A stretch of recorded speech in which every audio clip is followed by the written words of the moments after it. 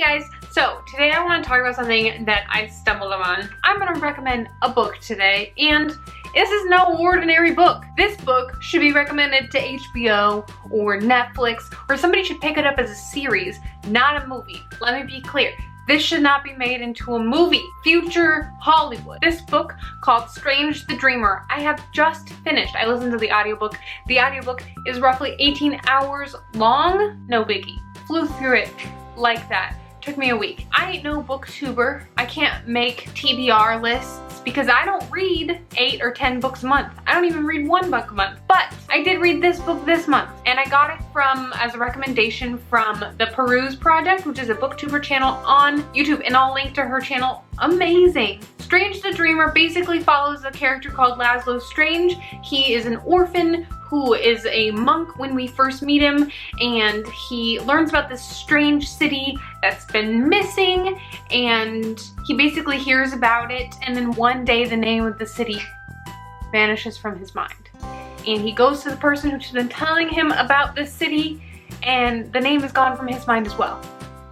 Just gone. Suddenly, no one knows the original name of the city that they know has been replaced with another name, which is Weep. Basically, Laszlo Strange ends up at a library, becomes a librarian, gets swallowed by the library. Like the section of fairy tales and everything about this city, he swallows it whole, takes notes, learns the language, understands everything about this place. And then he's recruited to go along on a journey because the city has some problems. Clearly something's not happening. Someone made everyone forget the name of the city. He goes out there with a bunch of other scholars to solve their problem. There is another point of view, and the Peruse Project and the other people who have talked about this book that I've seen have also said that they don't want to reveal the second point of view because it gives away a little bit too much of the story, and I tend to agree with that. There is a second point of view in this book that follows somebody else, and you get to see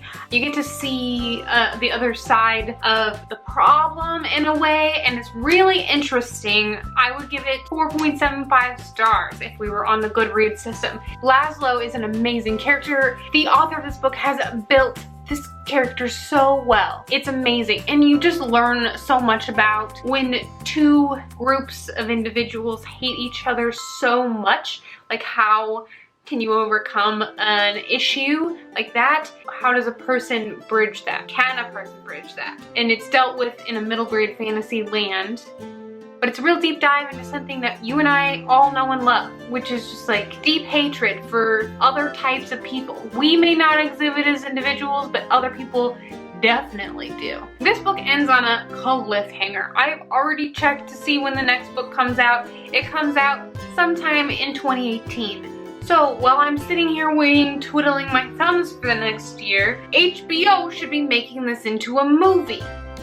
And I say HBO because there are enough of a nod towards explicit content that if you wanted to keep that in, it would almost have to be HBO. Which brings me to my next point.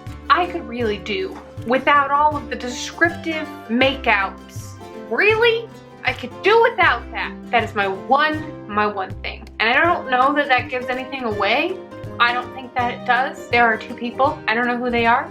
You don't know who they are, but they get to do some making out in this book, and it's described for too long. I was listening to this in my car, and I was driving down the road, and I'm listening to this, and I was like, I can't do this. So I'm skipping 30 seconds on the Audible app. Every time, more makeout? Yeah, skip.